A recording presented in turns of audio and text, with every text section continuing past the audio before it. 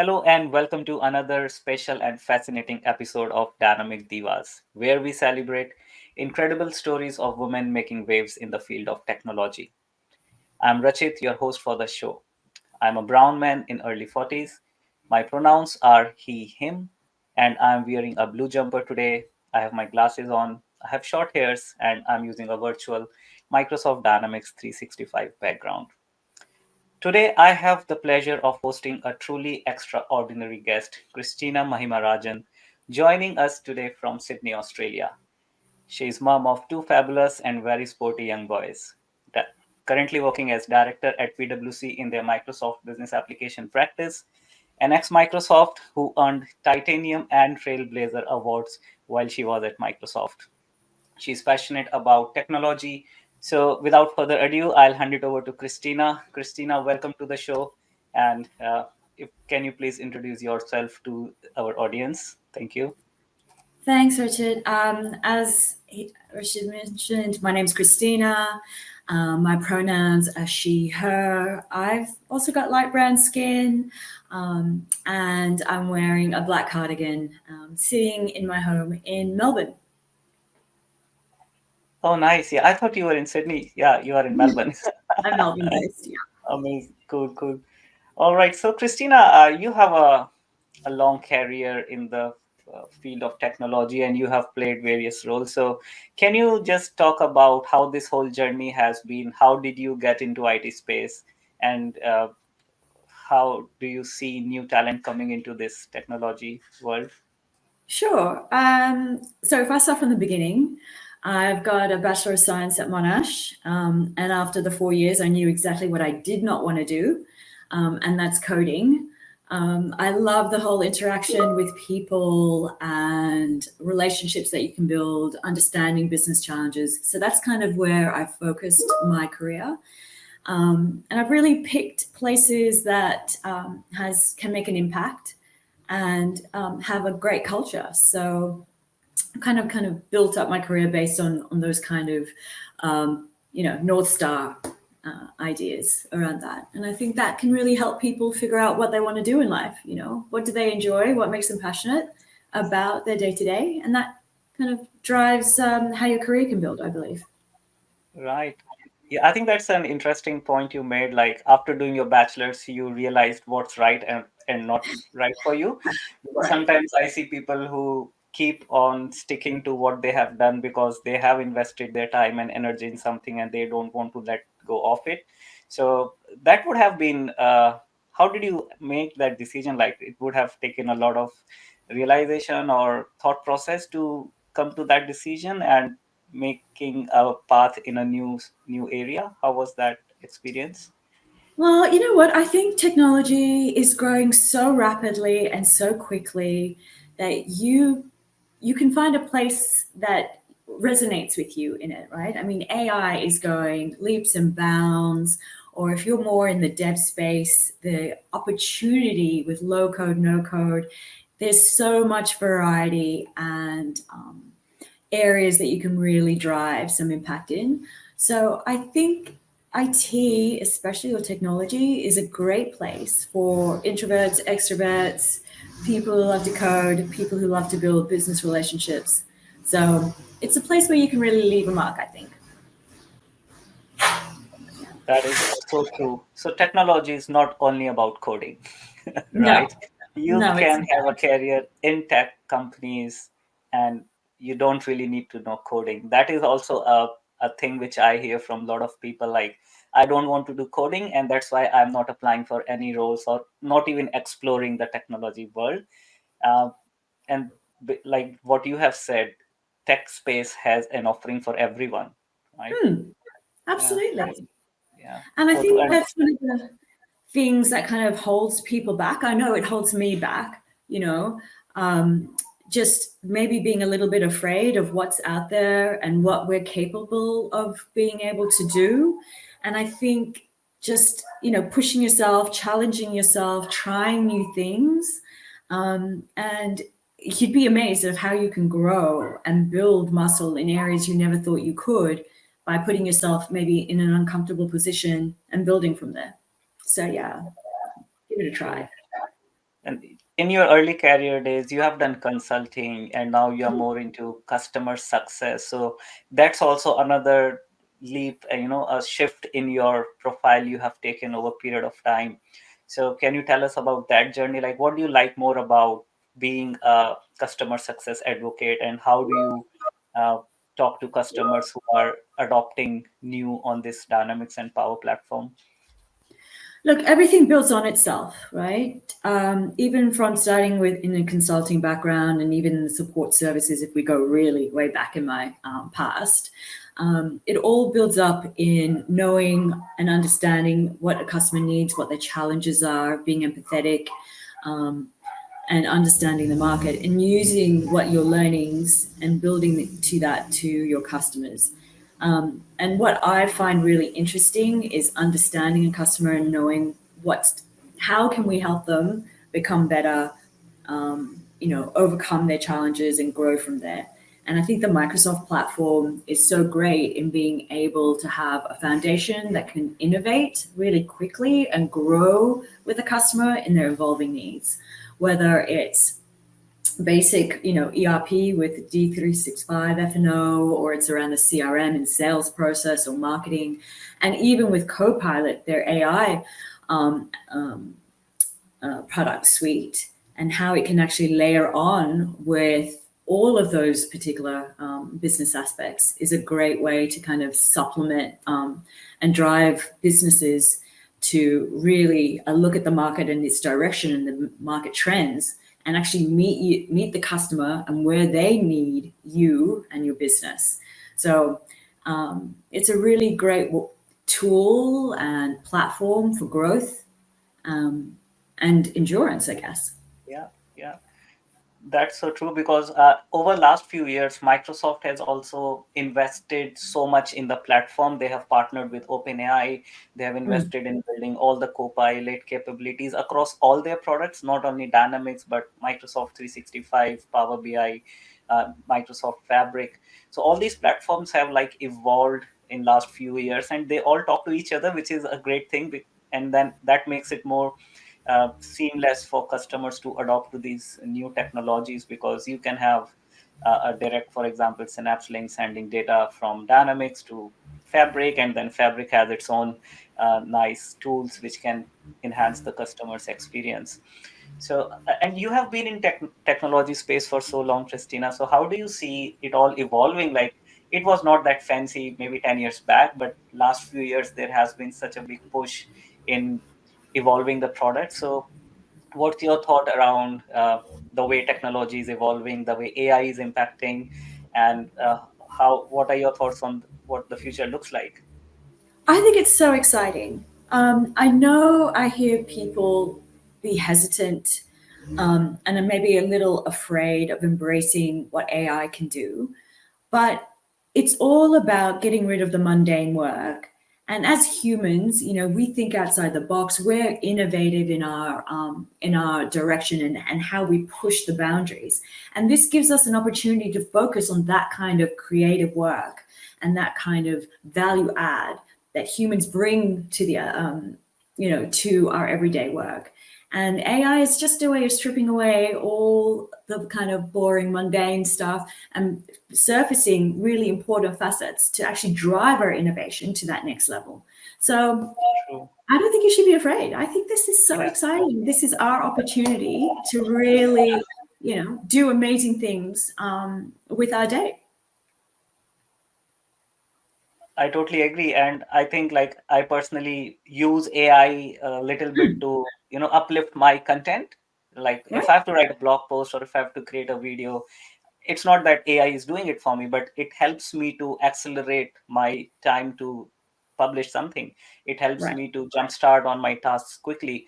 And if you look at organizations where they are doing a lot of manual typing and manual work, where clicking here and summarizing things, AI can do a lot of that stuff for companies, and there is a big potential in utilizing that platform. So Exactly. that's true. Cool. Yeah. So let's make our life a little bit more seamless and find ways that we can find really creative work for us to do and give the AI, um, you know all the manual steps instead. Nice. That's so cool. So, like you also spent time at Microsoft, and now you are director at PwC, and you have been involved in many more platforms where we empower women to take up the space in technology and build their career. So, what type of advice do you have for people who want to start their career in Microsoft space, or what type of platforms are available where people can look at? If you can share from your experience, yeah. Sure. I mean, look, the certification path is always a great one. MS Learn, the online learning tools around Microsoft is a great way to kind of set out a foundation. But if you want to think a little bit further, there's so many meetup groups, especially for women and minorities, to get out into the industry, into the space and meet new people. And it really is about networking and growing your network wider afield. So I would definitely think about that. And Book Smarts is fabulous, but it's also about, building your brand, building your understanding, getting more experience. So think about internships in different places. Think about, offering your time if you have, in different positions, and just looking to build out your network and getting an understanding of what's out in the market. True. So even like as you mentioned about Microsoft Learn, I think Microsoft Learn has also evolved in last few years. There is so much to explore there, and they have a very structured content if you are planning to do a certification, and those structured courses are also based on the roles you are targeting. So if you are trying to become a consultant or an analyst or a developer or a um, any other particular, let's say if you want to be a database administrator, you can give your role and you can get a fully structured course available for free on Microsoft Learn. And once you go through that course, you can participate in cloud skill challenges, which is again free, which is available out there. And then as you mentioned, user groups and communities, they are the main objective of user groups is to create platforms for people to learn, and if people can participate there, it will help them to develop their skills for future, and also network with the industry professionals. Absolutely. Yeah, yeah. And even LinkedIn has evolved, like you don't really Oh, need to know someone who knows someone to get connected. Like you can just search someone on LinkedIn, get connected, and start professional networking, and it's all about helping each other and uh, to take that journey. That's yeah, and I cool. think you can find that people are really willing to support others and help others. So I would definitely, yeah, consider that as a great kind of tool to build out your network in that way. Yeah. Right. And I think Microsoft also has this Microsoft Student Learn Ambassador program, which is available for university students doing full-time courses. So if you are a university student, enroll for Microsoft Learn Student Ambassador, and that becomes your gateway to connect with other industry experts, participate in in-person hackathons. I saw a post last week that Microsoft organized student accelerator hackathon, and university students participated there, and they really built some cool stuff. So I think yes, these platforms can really help people to start building their career in this space. Cool. So Christina, maybe tell from your experience, like everyone has a different journey, and it's not always smooth. There can be tough times, there can be difficult situations. So how do you deal as a woman if you have faced any challenges, and what advice would you give to the new talent helps them keep going in tough times? That's actually a really good point. When I first started out in the industry, there weren't as many women. I mean, you'd walk into a room predominantly Caucasian men, especially in Australia and so forth. So it's a lot of loud personalities, and it can be hard to stand out and make an impact. So I think it's about knowing your worth, right? Being able to listen and knowing when to speak up at the right time, with the right opportunity, and and really being able to say something with impact. And that only comes with experience, right? To challenge, to learn, to fail. And you grow from all of those experiences, small and big, and so continuously learning kind of opportunity to grow in that space. So just just knowing your worth, knowing that you're being called there for a reason and that's why you're there and you have value to add. And always use that as the mantra in the back of your mind whenever you walk into those kind of uncomfortable situations at times.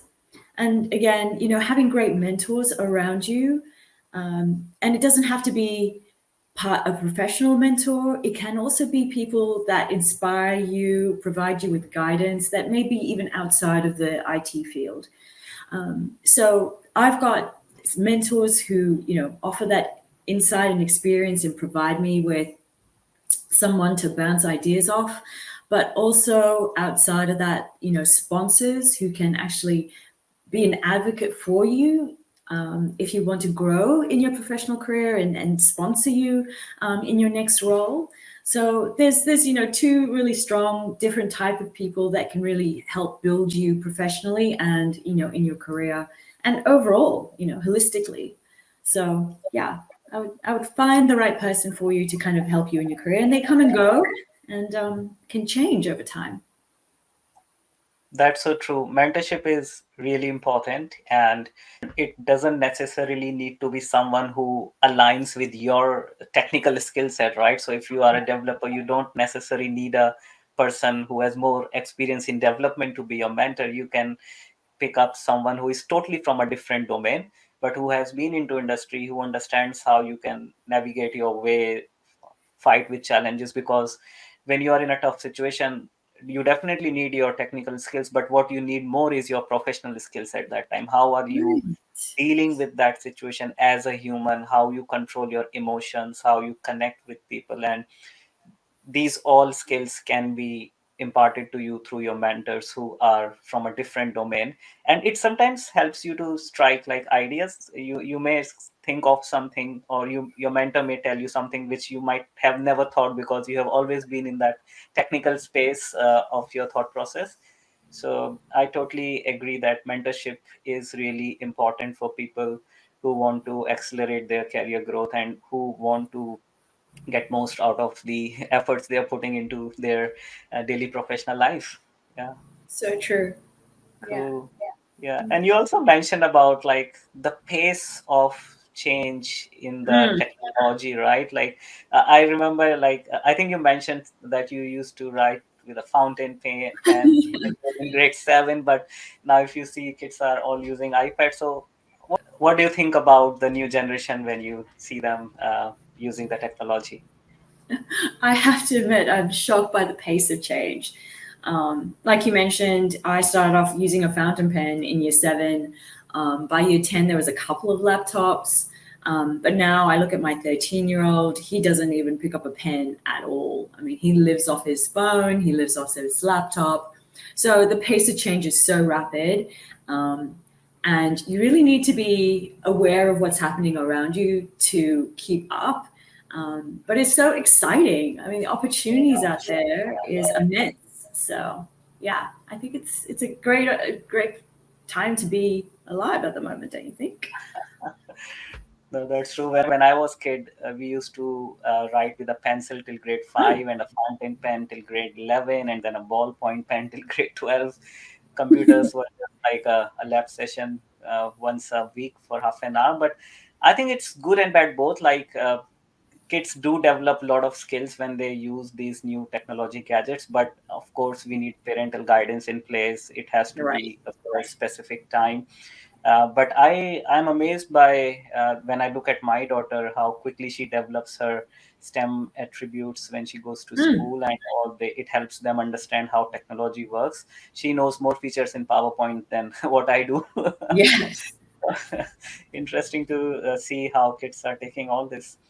Cool, Christina. We are coming towards the end of the session. Are there any final remarks you want to share with the audience around uh, building confidence, getting into the industry, so that they can take this step with more confidence? Yeah, I honestly think. give everything a go. Even if you think you're not going to, it's just a little bit out of reach, you haven't got you don't tick every single box, just try. I mean, the opportunity to learn and build your muscle in areas that perhaps you never thought you could is just an opportunity well spent. So go for it, don't hold back, give everything a try, find your passion area, and everything else will fall into place. I'm sure that advice will go long with Christina. So, thank you everyone for joining us today. And Christina, your presence on our show has been truly enlightening, and we are grateful for the opportunity to learn from you. Well, thank you so much for the opportunity to chat. It was so much fun. I appreciate it. Likewise, Christina, thank you. And for our audience, thank you for the love and support you have given us. Stay tuned for more stories, more inspiration, and more dynamic divas in the future. Thank you and goodbye. Bye.